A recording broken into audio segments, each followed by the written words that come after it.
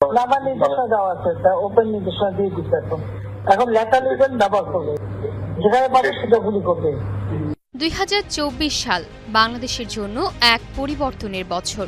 অভূতপূর্ব এক অভ্যুত্থানের আলোয় শেখ হাসিনার পদত্যাগ বাংলাদেশের রাজনীতিতে এক নতুন অধ্যায় যোগ করে। কিন্তু টানা 36 দিন ধরে চলমান আন্দোলনে যত প্রাণ ঝরেছে তা সবই তৎকালীন প্রধানমন্ত্রী শেখ হাসিনার নির্দেশে পুলিশের নির্বিচারে চালানো গুলিতেই ঘটেছে।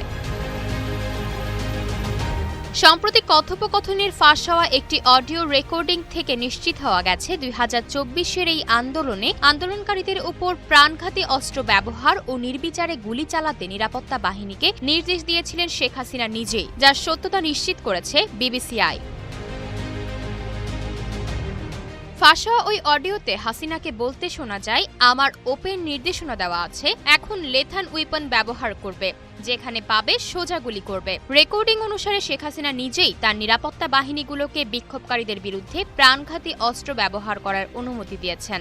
অজ্ঞাত একজন ঊর্ধ্বতন সরকারি কর্মকর্তার সঙ্গে শেখ হাসিনার কথোপকথনের ফাঁস হওয়া অডিওটি এখন পর্যন্ত সবচেয়ে গুরুত্বপূর্ণ প্রমাণ, যেখানে তিনি সরকার বিরোধী বিক্ষোভকারীদের গুলি করার জন্য সরাসরি অনুমতি দিয়েছিলেন। ফাঁস হওয়া অডিওটি সম্পর্কে জানেন এমন একটি সূত্র বিবিসিকে জানিয়েছে, গত 18 জুলাই নিজের সরকারি বাসভবন গণভবন থেকেই শেখ হাসিনা ওই ফোন কলটি করেন। বিবিসি আলাদাভাবে ইন্টারশটের অডিও ফরেনসিক এক্সপার্টদের দিয়ে এই রেকর্ডিং এর সত্যতা যাচাই করেছে এবং তারা এটিতে এডিট করার বা কোনো রকম পরিবর্তন করার কোনো প্রমাণ পাননি। এদিকে 2024 সালের 5 আগস্ট যাত্রাবাড়িতে পুলিশের নির্বিচার গুলিতে কমপক্ষে 52 জন নিহত হয়।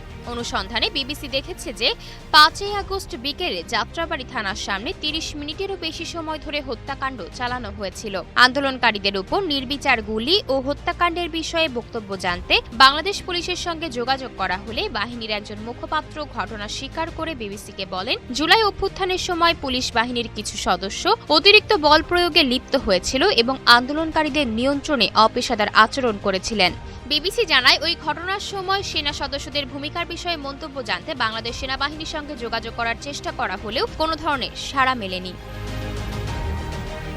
আয়শা অর্থী, নিউজ ডেস্ক, গ্লোবাল টেলিভিশন।